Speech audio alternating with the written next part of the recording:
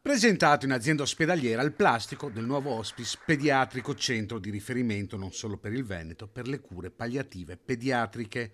Un'opera importante che costerà 11 milioni di euro, finanziati con quasi 9 milioni di euro da fondi nazionali, 973 mila euro da parte della Regione e con un contributo di 1 milione e 100 mila euro da parte della Fondazione Cariparo. Mi sembra un sogno che si sta realizzando. Questo è partito, come avete visto, come un progetto datato molti anni fa sulla base di un'intuizione di dare una risposta a una nuova tipologia di bambini.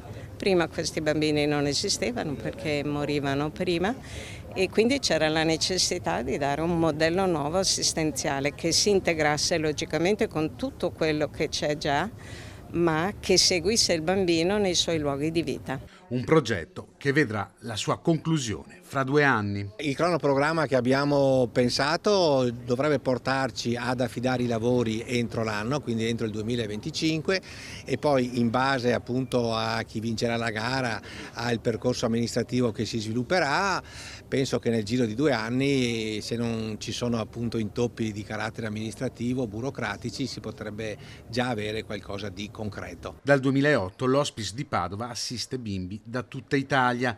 La nuova struttura, più grande e più moderna, sarà capace di erogare ancora più servizi. È un progetto di vita e quello è assolutamente il cardine di questo tipo di comunicazioni, perché come avete sentito anche dai numeri che ha dato la professoressa Benini, che è la prima che ha dato vita non solo esclusivamente a un'attività assistenziale, ma anche a tutto il processo formativo, potete solo immaginare quanto peculiare, difficile e specifico sia il processo formativo nei confronti di questo tipo di modello assistenziale.